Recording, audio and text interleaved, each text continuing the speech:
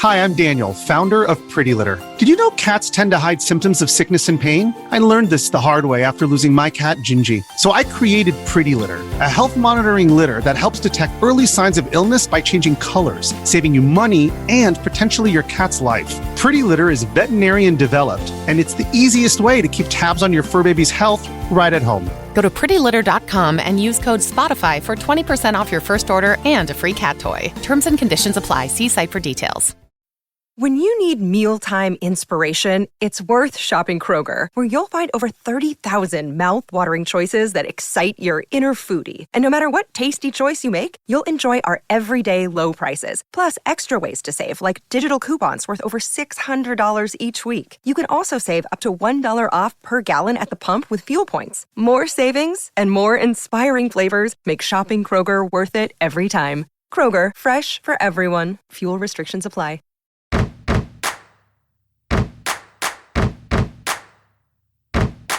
Hello and welcome to Immigrantly. This is Sadia Khan.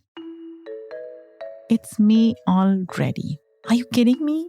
Seriously, guys, time is flying.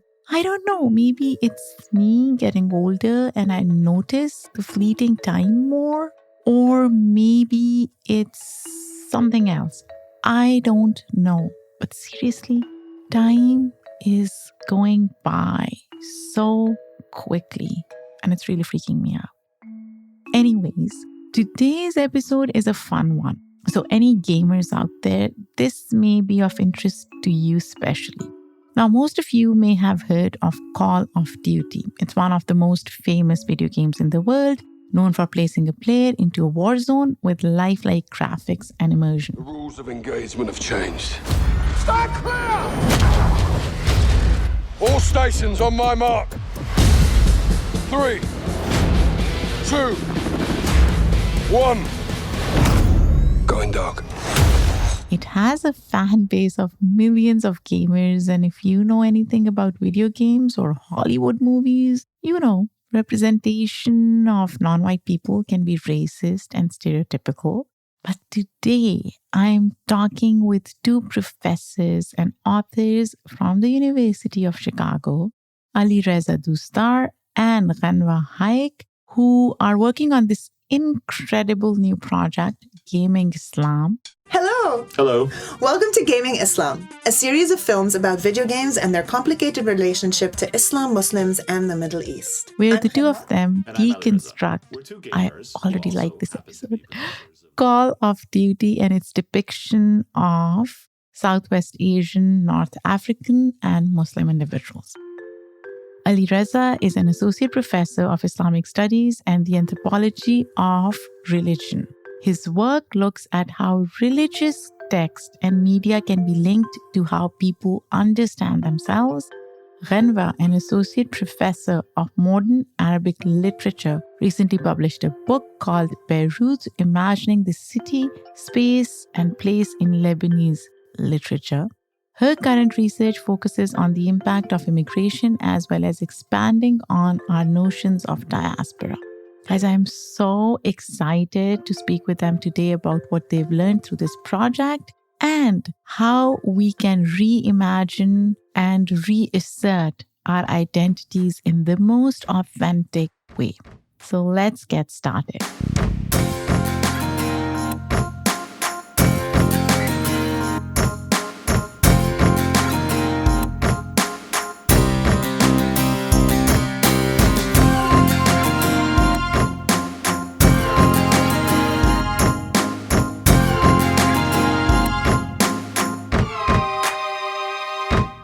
Hello and welcome to Immigrantly, Ali Reza and Ghanwa. I'm really excited to be in this space with you. How are both of you doing?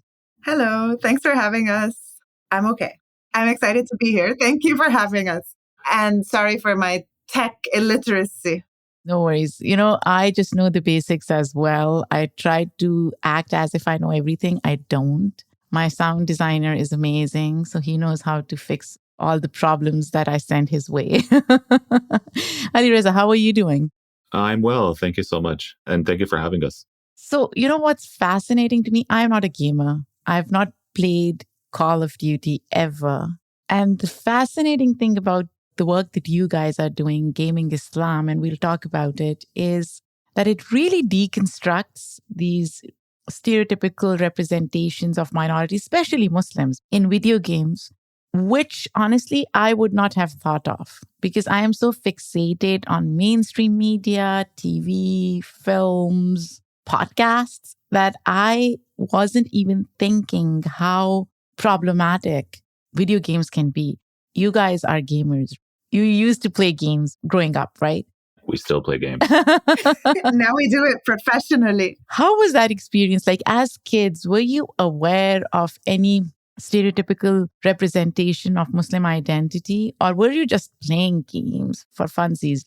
Before we start, it's important to say that we're both very different kinds of gamers. And I imagine so even when we were young. So when I was young, I mostly played on a Game Boy and then eventually a Sega Mega Drive, on which I played platformers featuring hedgehogs, plumbers. None of the games I actually played as a young kid were the kinds of games that we're playing now and interested in playing now. So that's my end. Ali Reza? Yeah, I also played a lot of different kinds of games. I think my first console was a TurboGrafx 16, and it's a console that does not exist anymore. And I had that in the 90s. I think my favorite games and the ones that stayed with me the longest were on PC. And there were games I played as a kid that did have some of the stereotypical issues that we try to address in our series, including the original Prince of Persia. I played that as a kid. I remember playing that. You remember that? Yeah. We both just recently played the most recent iteration, which is Prince of Persia, The Lost Crown, which is a fantastic game. Our kingdom is cursed.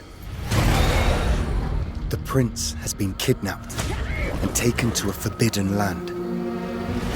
All hope rests with us, the immortals, to rescue him and save the Empire.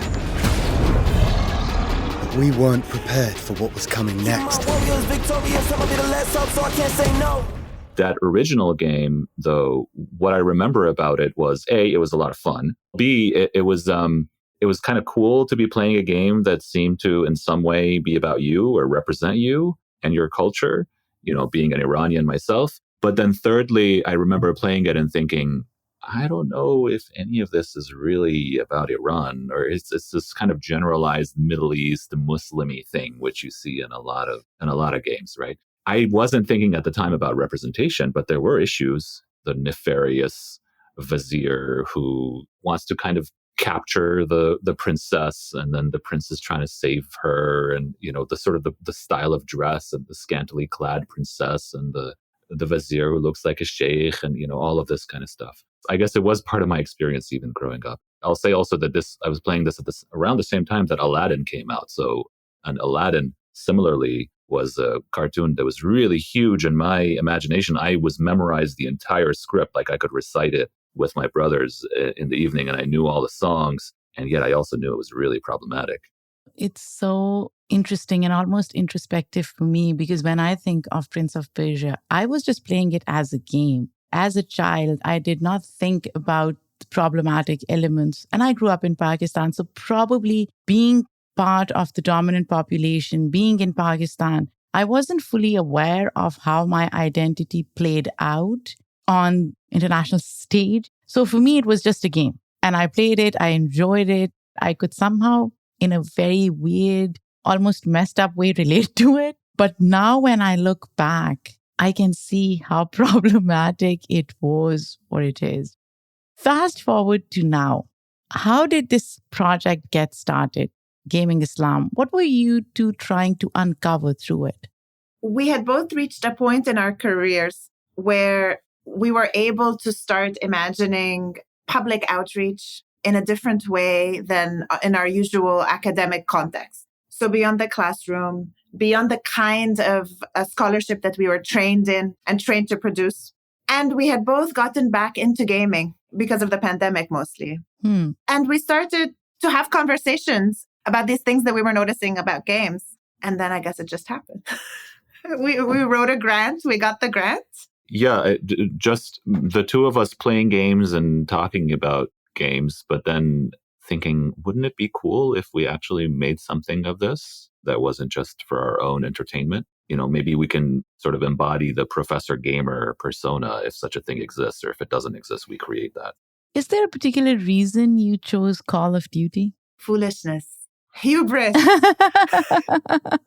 It was very obvious when we started reading about these topics. It just would constantly come up. And it is the most popular gaming franchise of all time. We realized making the first videos, though, later that maybe we bit off a bit more than we could chew. How so? There's so much in the game. And it was our first time making a video like the videos we made for Gaming Islam, the Call of Duty episode. And it was challenging.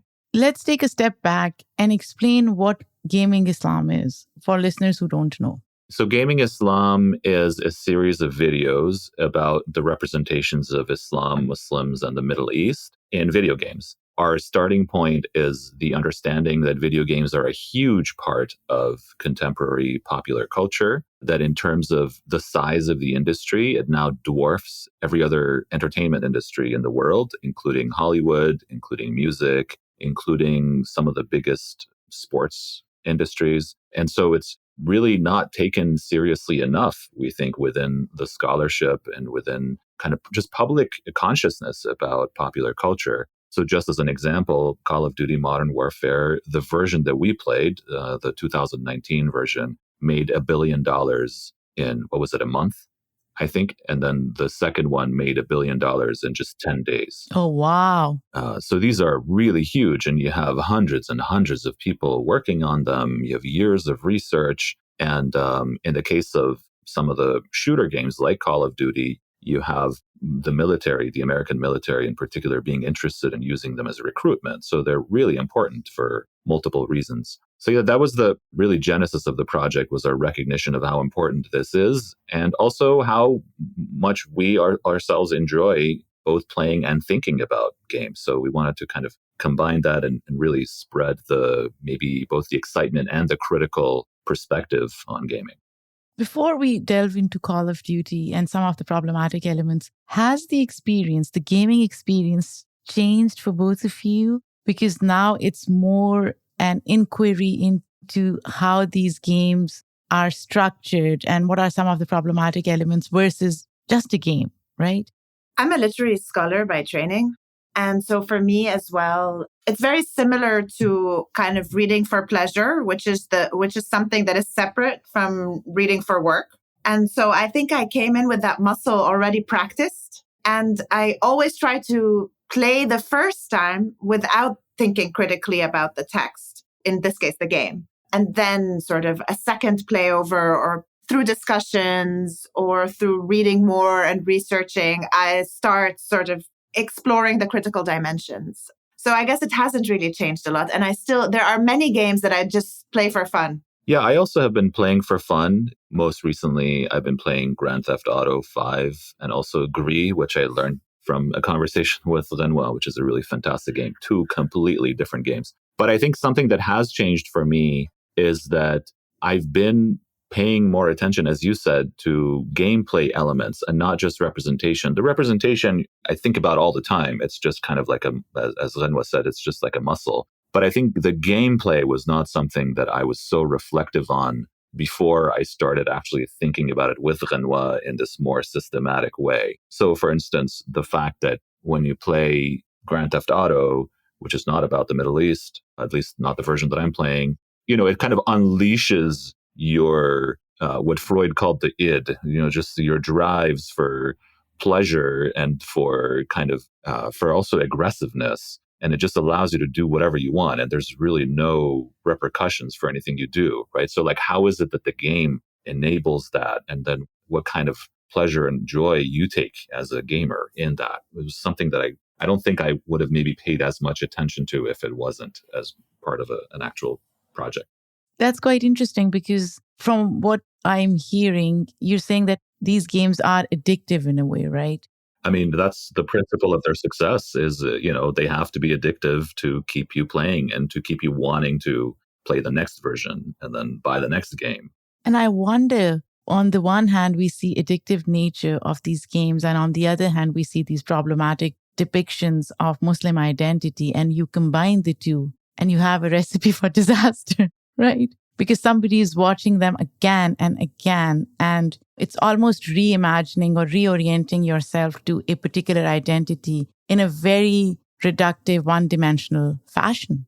Yeah. I mean, I think there's definitely that. I think what's intriguing to me about video games in particular is that it's the self that is being reoriented is much closer to yourself than in a more abstract way when you're watching a movie, or a more passive way when you're watching a movie. Like, I find it fascinating that when you're playing a character in a game, you describe it as you. I died. I'm having a hard time killing this boss on level 6, for example, or whatever. So there's a collapse of the subject, which, to go back to your question or the comment that you brought up, I mean, it makes this orientation towards the other even more problematic.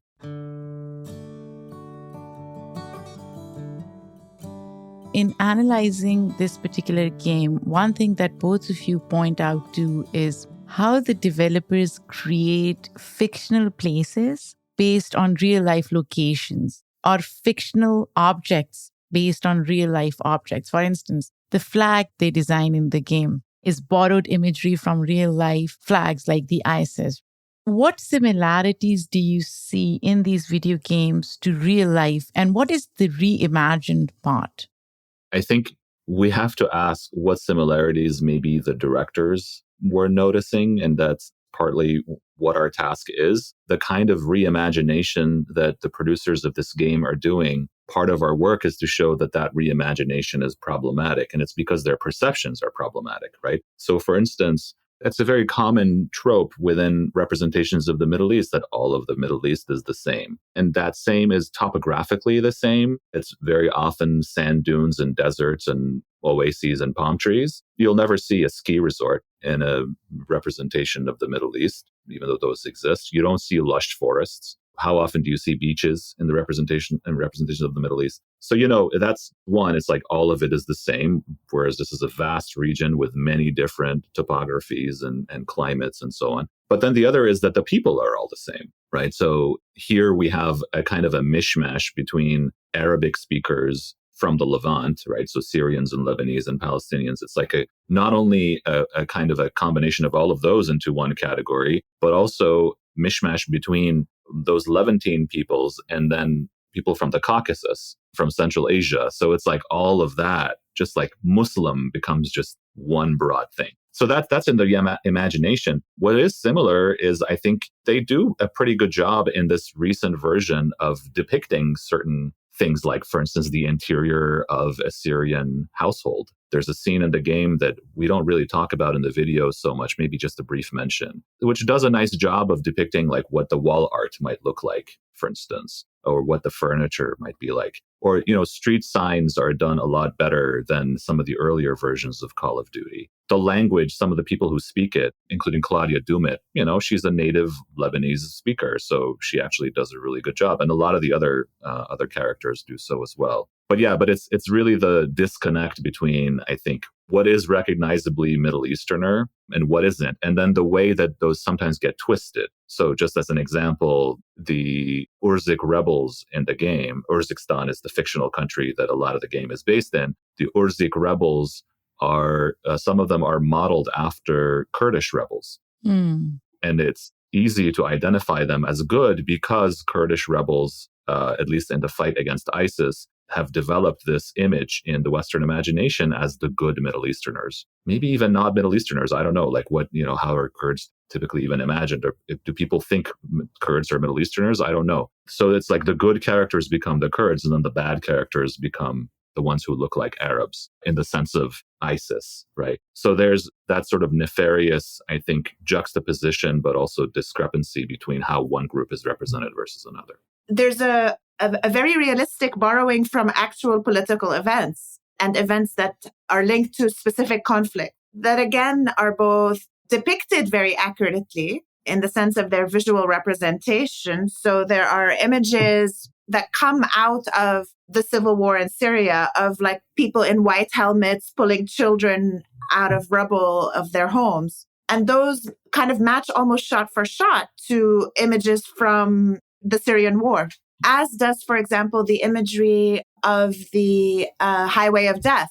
Except in both cases, what is happening is a kind of displacement where the people perpetrating the atrocity are not the people linked to that atrocity in actual history. So you have a very real scene that is detached from its historical reality and attached to the kind of new reality that the game wants you to learn or to have. And of course, that new reality is a reality that serves an American imperial consciousness of the world, right? It's a reality where it's Russians who are bad guys first and foremost, and then it's Arab terrorists who are bad guys secondly, or somewhere on the same order, right? And Americans and British are a force for good, even if there are some bad eggs among them, and even if there are some people or some organizations that are power hungry. But ultimately, the source of good in the world lies with the Western militaries.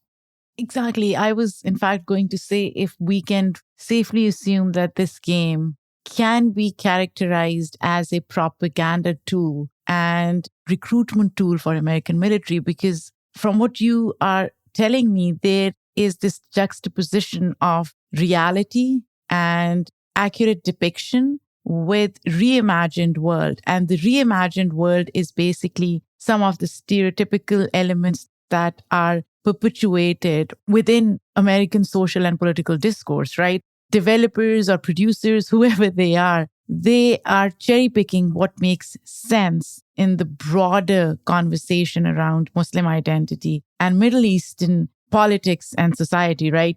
100%. The game is a recruitment tool. It is enabled in some ways by close connections with the military. The development studio has a not-for-profit called Project Code, I think. That sounds suspicious. Well, it integrates ex-veterans or veterans, I guess, into sort of coding as a way out of the military. Oh, wow. Yeah. So they're very close ties.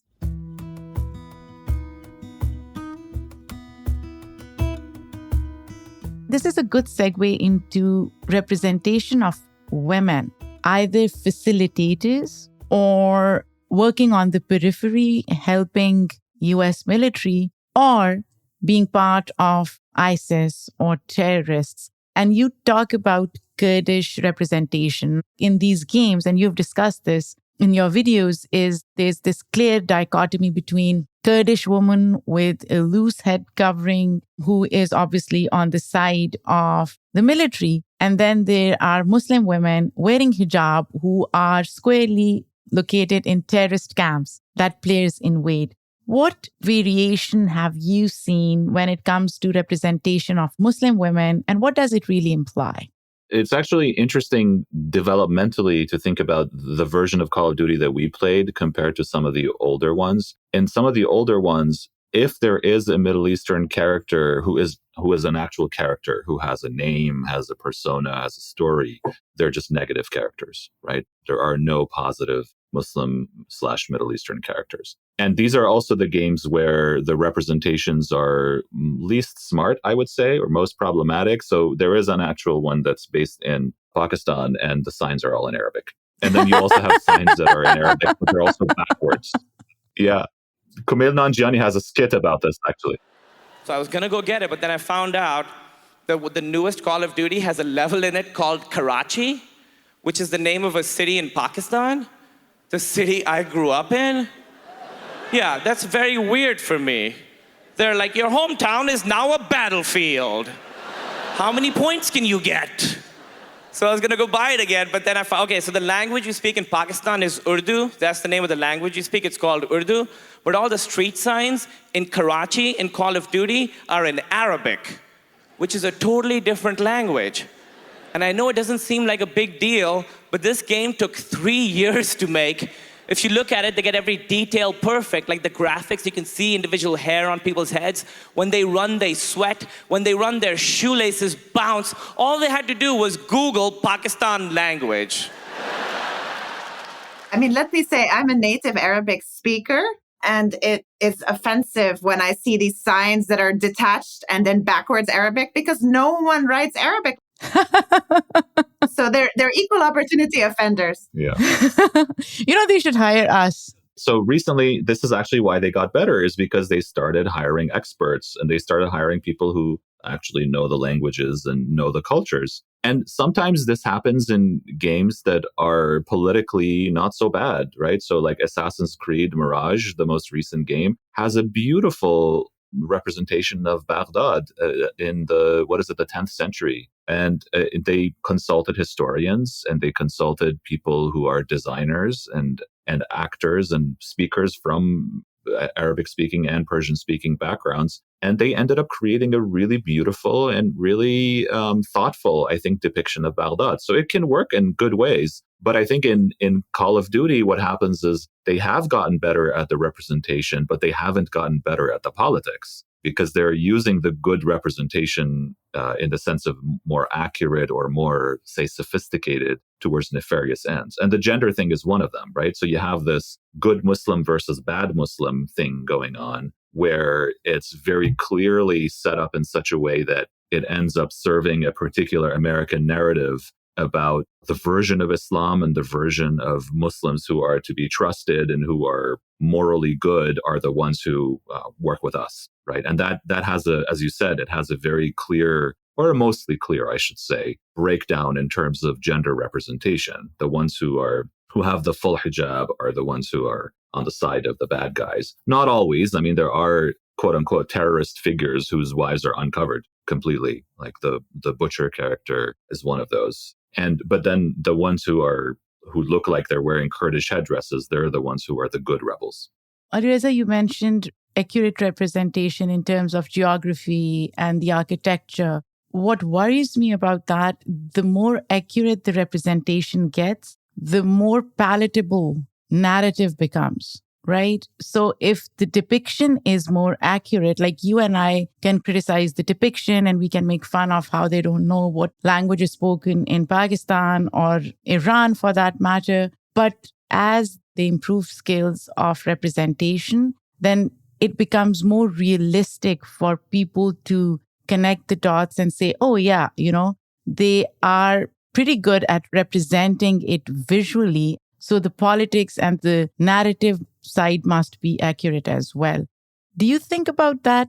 I think you're absolutely right. But there is pushback, and the pushback is coming not just from players, but also game developers. Because what's been happening in the past decade or two is that increasingly people from Muslim backgrounds, from Middle Eastern backgrounds, from South Asian backgrounds, they're entering the game development world itself and the industry itself. And they now have more of a say. And they're talking not just about representation, right? Are we represented accurately or not? But also how the games are depicting things. What kind of politics is it serving? And I think that's critical. And that's partly what we're trying to do on our own smaller scale, right, with our video series, is to help people think critically about these things.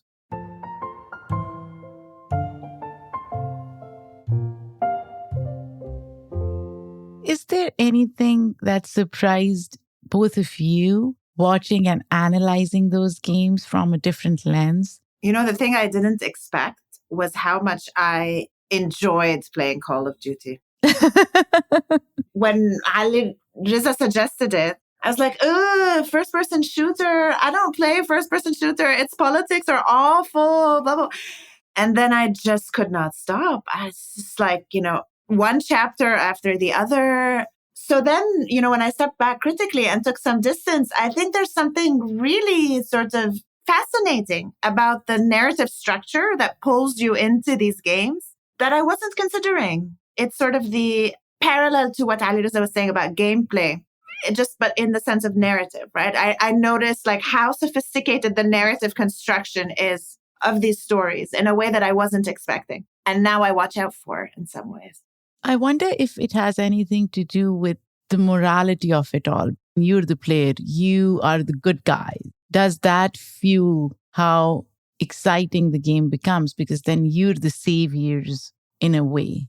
That's interesting. I hadn't thought about it quite in those terms because I think it's also possible like my Grand Theft Auto example, to be very, very bad and still enjoy the game. It's partly about the ability maybe to put yourself in different shoes than what you are and to try out a different kind of perspective. So maybe, in fact, what is appealing about it is that you can say, let me try out what it feels like to be an American soldier, maybe. I remember I was in Sana'a in Yemen, the capital of Yemen, back in 2007, and there were all these gaming cafes. And a lot of the kids were playing Call of Duty or similar shooter games. And I remember thinking to myself, what are all these, young Arab men mostly, who are the subject of so much US imperialistic terror, frankly?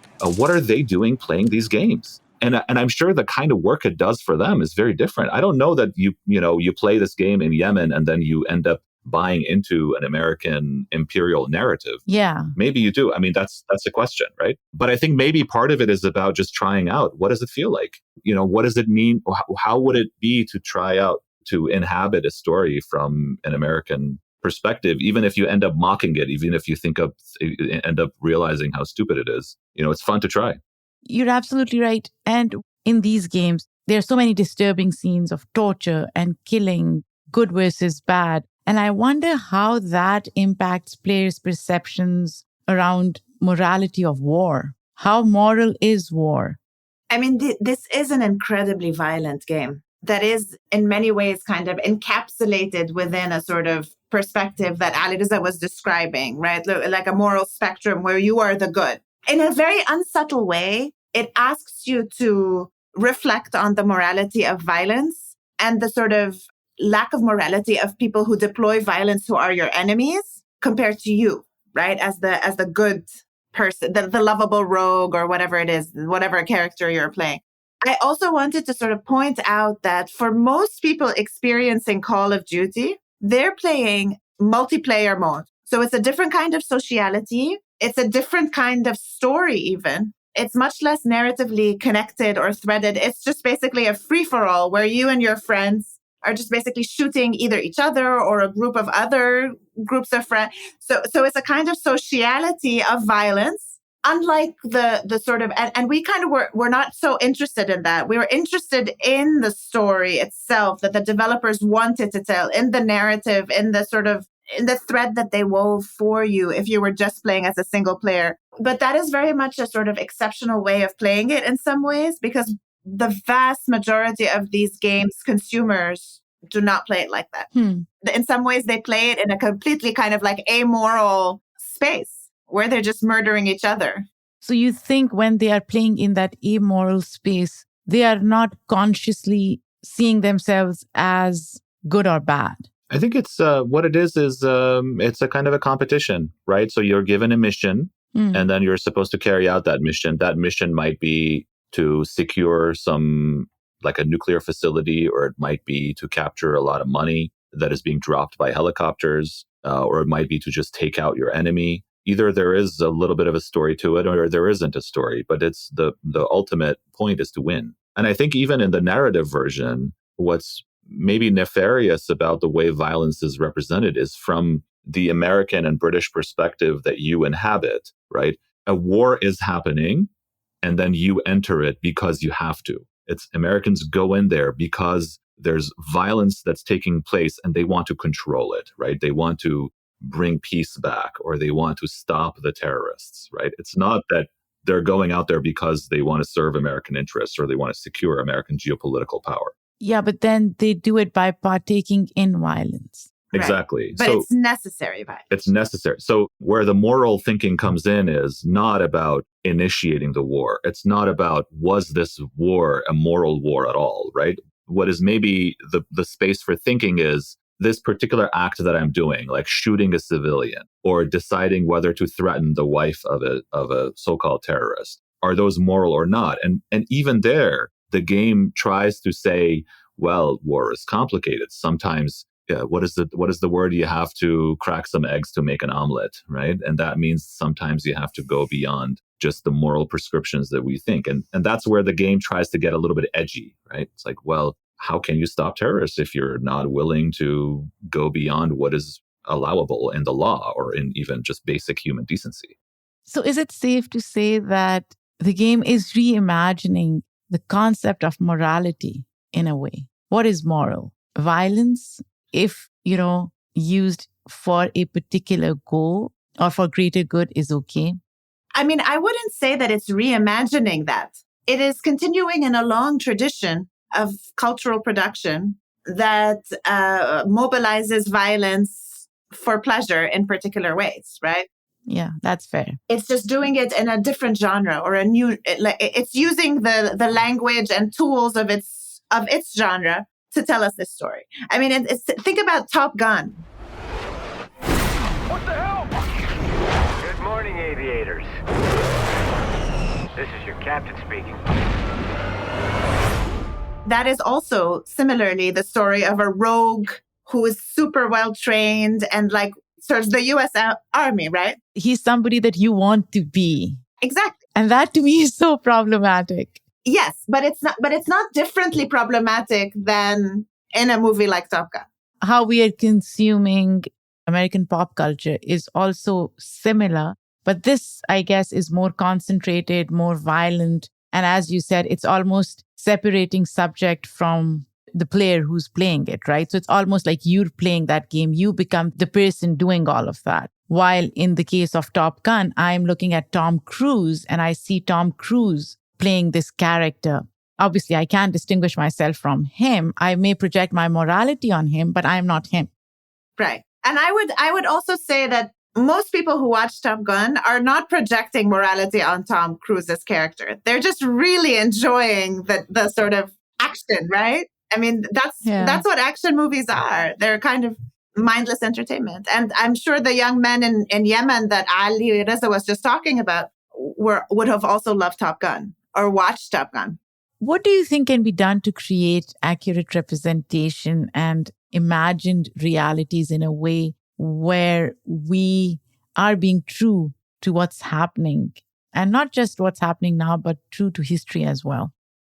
Well, I mean, at a very basic and banal level, I think more people need to be in the game, so to speak, right? More people need to be telling stories. More people need to be creating characters and contributing to the creation of games. I think the biggest roadblock is not that there is any shortage of talent or there's any shortage of interest, is that there's shortage of money. So where the big corporations that produce the biggest games and have the biggest impact in the world are the ones that are not really interested in telling stories that would be challenging to some of these dominant narratives. Frankly, not necessarily just because they want to serve US interests or whatever, although that's definitely a part of it. Like, with this game in particular, it's a very strong part of it. But also because I think that what they think about ultimately is, are they going to sell or not? And is a critical, sophisticated perspective going to sell more than one that is just relishing in violence and misogyny or sort of, slightly reworks things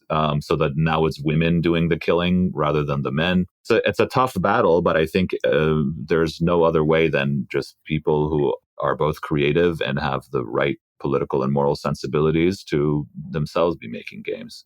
But there are also beautiful, games that are independent and try to tell stories of other kinds of characters. So, for example, I often assign in one of my classes a game called Bury Me, My Love, where you play as the husband of a woman from Syria who's trying to leave Syria as a migrant.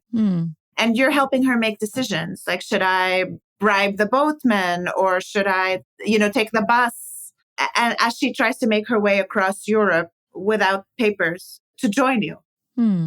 It's a story that is based on an interactive media piece, a piece of investigative journalism that then became a game. And it tries to tell a very sophisticated story. And it has many different endings. So you can die and you can make it to Sweden, I think, and get asylum. And there's 40 other options in the middle. We should maybe mention the game that we're making a video about now, Heaven's Vault. History is a science. It's the reconstruction of the past. I'm an archaeologist. I dig stuff up. Every ancient inscription I decipher is a piece of the puzzle. which is very interesting because it has nothing of the nefarious kind of empire-serving content or narrative of Call of Duty. And it does a lot of things that are quite fascinating. Like its main protagonist is a woman who wears hijab, and her name is Alia Al-Asra, so she has an Arabic-sounding name. And yet it has issues like we're trying to think about and ask our audience whether they think this is ultimately an Orientalist depiction, in the sense that there are certain kind of stereotypical ways in which the East, quote unquote, and especially the Middle East is imagined, and whether that ends up being the central foil of this, even though it's a futuristic game that's based on an entirely different planet. So it's not supposed to be the Middle East, and yet Middle Eastern figures and characters make it into it. So, I would just say not all games are the same, and there's ways that games do try to be very critical, and we just have to also maintain our critical sensibilities towards them. Yeah, I mean, talking about games and TV and movies, I just recently watched Dune, and we could do a whole episode on that. But in the end, if you were to define United States of America in the context of gaming, how would you do that? Oh, that's a hard one. We need a full episode for that. I'm going to let Ghenwa have the smarter answer here, but I'll say that we actually haven't been thinking all that much about kind of where the geographic placement of the companies that make these games are, like, and tie them to particular national cultures. I think with Call of Duty, it's pretty clear, even though a lot of it is sort of, that there are British characters and the British armed forces are a central part of this. But I think there's a certain way that gaming has become so globalized. Saudi Arabia and the United Arab Emirates are now pouring billions and billions of dollars into gaming. And is that necessarily going to improve the way Muslims are represented? It maybe or maybe not, right? I mean, I think it's more complicated than just what the national culture of, or even if there is such a thing, of the particular gaming company is. So I think there's something about this and the global, both the global talent that goes into the making of games and the global audience that's anticipated, right? So when Activision, say, is producing Call of Duty, they want to sell this everywhere and not just in the US. So I think it's a really complicated set of issues to pick apart. I do not have a smarter answer. This was so good, and I am so glad that you guys are doing this incredible work. So for listeners, where can they find your analysis, your commentary on these games? Is there a website? Is there a YouTube channel they can go and follow? Yes, we have a YouTube channel, and you can find us at Video Gaming Islam. Video Gaming Islam, right. Or you can search Gaming Islam on YouTube, and at first you'll get a lot of sheikhs asking if gaming is halal or haram. And then if you scroll down far enough, you'll find our videos. You know what? After talking to both of you, I am going to play Call of Duty, and I'm going to see it for myself. Yes. I've read about it as we were doing research for this interview. I must experience the game itself. You must. You absolutely must. Thank you, guys. This was so good. Thank you for coming on my show. It was wonderful. Thank you for having us. Thank you so much. It was a lot of fun.